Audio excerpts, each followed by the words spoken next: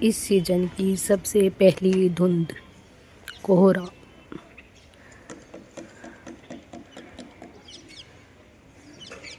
यहाँ से आगे कुछ भी नहीं दिख रहा है।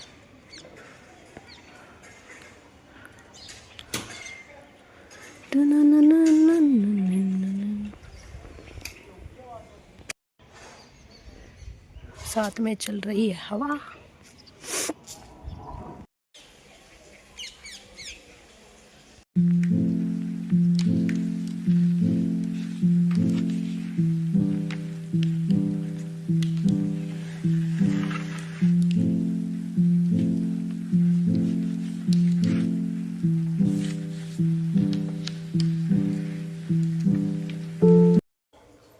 कि मैं जब भी छत पे जाती हूँ ना, ये बकरी मुझे देखती हूँ और शायद कहने का प्रयास करती है कि तुम आज़ाद हो और मैं कैद। पर इसे कौन समझाए कि माना कि तुम्हारे पैरों में वो बेड़ियाँ हैं जो दिखाई दे रही है, पर मेरे पैरों में भी वही बेड़ियाँ हैं।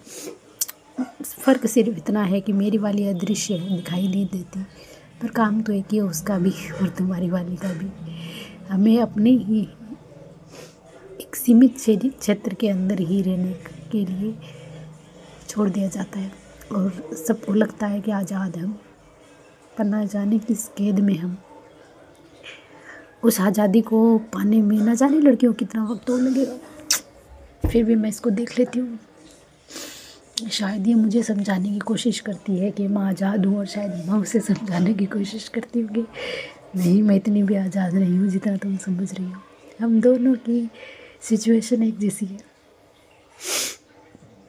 तुम प्रयास करोगी तो शायद तुम्हें आज़ादी ना मिले और शायद मैं प्रयास करूँ तो शायद मुझे मिल जाए।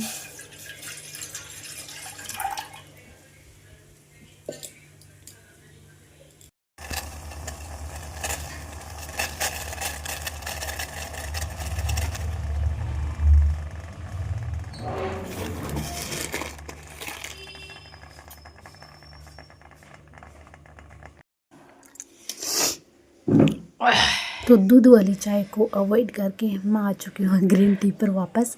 और ग्रीन टी लेने के बाद में फिर मैंने किया ब्रेकफास्ट में पोहा था साथ में मैंने, और ब्रेकफास्ट करने के बाद में फिर मैंने सोचा चलो कुछ पढ़ लेते हैं। तो मैंने सोचा चलो आज सबसे पहले हम करंट अफेयर्स को पढ़ते हैं। करंट अफेयर की बुक लाने के बाद में अच्छी आदत है कि ये नज़र में भी रहती है और ध्यान भी रहता है, और कुछ पढ़ते हैं तो थोड़ा और सीखने को मिलता है।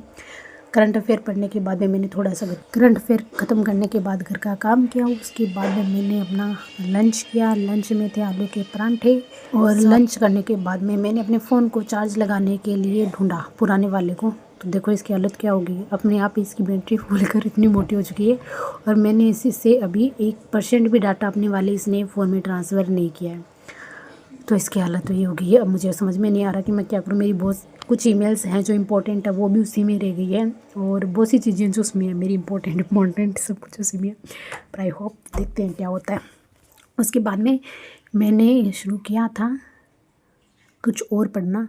तो मैंने सोचा चलो सबसे पहले क्या पढ़ते हैं, तब मैंने सोचा चलो साइकोलॉजी पढ़ते हैं। साइकोलॉजी नहीं पढ़ी हमने, तो साइकोलॉजी पढ़ते हैं। तो फिर मैंने साइकोलॉजी पढ़ा और साइकोलॉजी में मैंने शुरू किया था व्यक्तित्व टॉपिक, क्योंकि हमारे वो दोनों टॉपिक ख़त्म हो चुके थे। जो फर्स्ट था शिक्षा मनोविज्ञान वो ख़त्म हो चुका, उसके बाद में वो बाल विकास वो ख़त्म हो गया।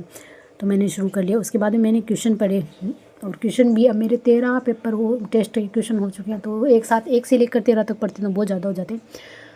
अब 14 से आगे वाला नेक्स्ट शुरू करेंगे। उसके बाद में मैंने शुरू किया पेडालॉजी, और पेडालॉजी के अंदर जो मैं पढ़ रही थी रियल में इंटरेस्टिंग था। जो हम क्वेश्चंस आप लोगों को याद होगा, जो प्रश्न निर्माण करने के लिए दिया जाता है, एक मानक होता है एक अमानक होता है। जो टीचर निर्माण करता हुआ मानक होता है, और जो मतलब आगे से जो तैयार होकर क्वेश्चंस आते हैं वो मानक होते हैं। तो उससे रिलेटेड ये पूरा चैप्टर था, जो कि मैंने पहले रीड के वक्त हम इसको पढ़ चुके होते हैं। तो मुझे इसे पढ़ने में बहुत मज़ा आ रहा था। और ये मानक अमानक फिर इसके बाद में क्वेश्चंस वाले भी दे रखे थे। वस्तुनिष्ठ क्वेश्चन, निबंधात्मक क्वेश्चन के बारे में बता रखा था, उनकी विशेषताएं, उनके लाभ दुष्परिणाम जो भी है उनके सबके बारे में बता रखा था। और जिसमें वस्तुनिष्ठ, निबंधात्मक, प्रश्न मिलान वाले प्रश्न, वस्तुनिष्ठ बता दिया मैंने, और सत्य असत्य वाले प्रश्न, मुक्त प्रश्न, बंद प्रश्न। तो ये सब कुछ था इस चैप्टर में। उसके बाद में मैंने शैक्षिक परिदृश्य के मान्यता प्राप्त वाला जो चैप्टर, जो लास्ट चैप्टर है वो पढ़ा। और ये जो अभी आप लोग देख रहे हो, जो मैं बुक पढ़ रही हूँ, ये नई बुक है। और ये कौन सी वाली नई बुक है, मैंने कौन सी नई बुक मंगवाई है, इसके बारे में जल्द ही आपको नेक्स्ट आने वाले वीडियो में मैं बताऊंगी। और अभी मैंने सारा जो 3rd ग्रेड का सेट होता है हमारा, वो मैंने मंगवाया है बुक का। और उन्हीं बुक से जो नई बुक आई है मेरे पास में, उन्हीं से मैं पढ़ रही हूँ और मैं चेकआउट कर रही हूँ उन बुक को, ये कैसी है। और फिर मैं आपके सामने इन सारी बुक का डिटेल और ये क्यों मंगवाई मैंने, और आपको भी क्यों मंगवानी चाहिए, अगर इसमें कुछ अच्छा है तो वो भी बताऊंगी, और नहीं मंगवानी चाहिए वो भी बता दूंगी। पर अभी मैं इसको चेकआउट कर रही हूँ, पढ़ रही हूँ अच्छे से हर एक चीज़ को। वो क्या होता है ना, कभी कभी हम एक ही लंबे समय से किसी एक ही बुक को एक ही पैटर्न से पढ़ते रहते हैं तो बोर हो जाते हैं हम लोग, तो चेंज करना ज़रूरी था। और 3rd ग्रेड का वैसे बताऊँ तो मेरे पास एक ही, मतलब कोई सेट वैसे नहीं था। हर एक बुक को इधर उधर से ला के एक सेट मैंने खुद ही बना रखा था। कुछ बुक ओल्ड थी जो घर की थी, कुछ दीदी की थी, कुछ तो मैंने बुक मंगवाई नहीं, नोट से ही काम निकाल लिए जो मेरे ओल्ड थे, तो इस तरीके से कुछ था। पर अभी मैंने सोचा है कि क्यों ना बुक्स का सेट होना चाहिए हमारे पास, कुछ अपडेटेड चीज़ें भी होनी चाहिए, क्योंकि देखो ज्योग्राफी का मेरे पास अपडेटेड वर्जन में कुछ भी नहीं था, तो इससे मुझे अपडेटेड ज्योग्राफी है वो भी मिल जाएगी। हमारे जो ज़िले बड़े उनकी उसके अकॉर्डिंग कल्चर में भी थोड़ा बहुत चेंजमेंट हुआ है तो वो भी प्राप्त हो जाएगा। और हिस्ट्री में तो ज़्यादा कुछ बदलाव होने वाला है नहीं, तो वो है।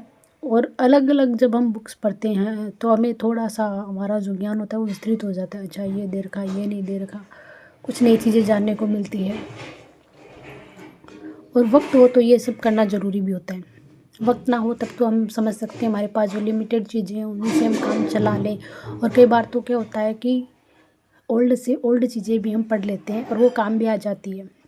पर मैं मेरे पास में पिछली बार जो बुक्स थी वो लिमिटेड थी और पुरानी थी, ज़्यादा कुछ मैंने नया मंगवाया नहीं। शिक्षण विधियों की भी बुक इसमें इंक्लूड हो चुकी है, तो मैं वो भी बताऊंगी कि इसके अंदर शिक्षण विधियाँ किस तरीके की है, किस प्रकार से सब कुछ दिया। यहाँ मैं मैथ पढ़ रही थी इसी बुक से, और मैथ का जो हमारा फर्स्ट चैप्टर है संख्याएँ, वही पढ़ रही थी। संख्याएँ 2 प्रकार की होती है, वास्तविक होती है, काल्पनिक होती है। वास्तविक में 2 है, प्रीमेय है, प्रीमेय।